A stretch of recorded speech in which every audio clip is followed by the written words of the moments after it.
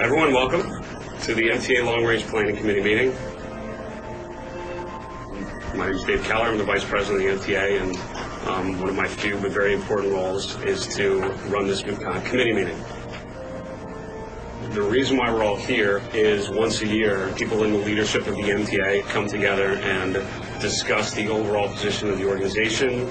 And the key with this session is that we're looking forward, trying to figure out what do we need to do as an organization to position ourselves for the next year, the next 3 years, the next 5 years.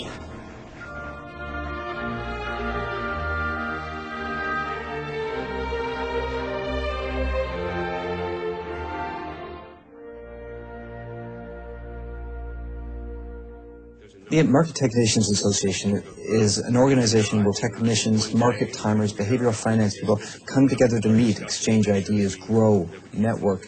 But it's also an outward-looking organization that helps reach people to teach them, to help them understand a certain form of market methodology.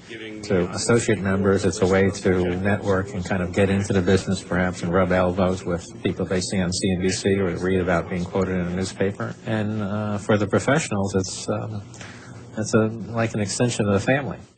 The MTA, it's changed dramatically since the early days. From the early days in the 70s and 80s to where we are in the late 90s and now in the 2000s, people are understanding that it's not just about knowing the company and the balance sheet. It's about knowing how technical factors drive returns in the markets.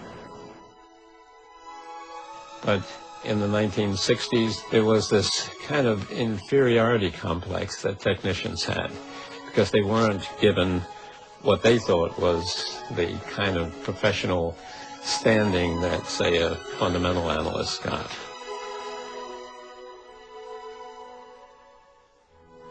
Most of the time they didn't understand what you were talking about. And I know in my own case that I would not go into a client's office or say, you know, I don't like this stock because it's above the head and shoulders top, because you'd probably think I was talking about a shampoo. But the 60s were an interesting period because I think the incubation of the MTA was probably in that time frame.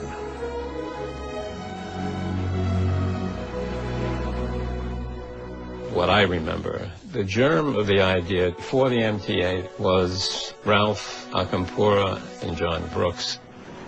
John Brooks was a young technician from Brooklyn, and I was a young technician from the Bronx. And I guess it was just fate that we met.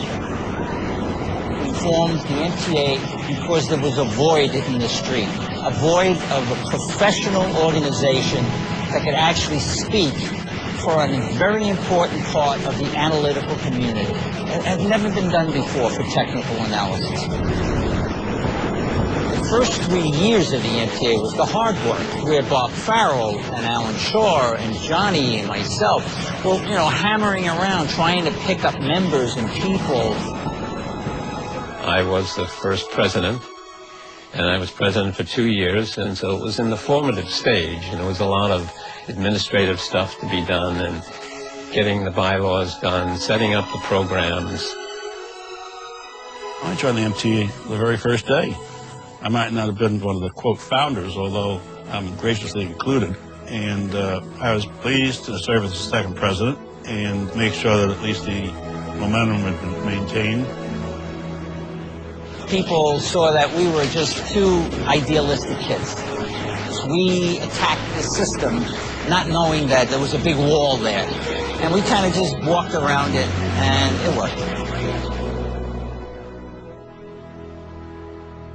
Okay, state of the firm. You have an organization that's growing in its size and its complexion. I think that's important to know as you base your discussions the rest of the day. You'll be pleased to know that this last month we went over 2,800 members in the MTA. That's good. That's a good thing to have.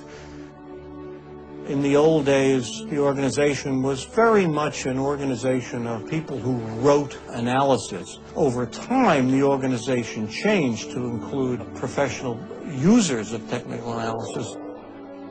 I think it became obvious to the membership board in the 70s that our membership rules were relatively strict in terms of who was a technical analyst, and that the world around us was changing.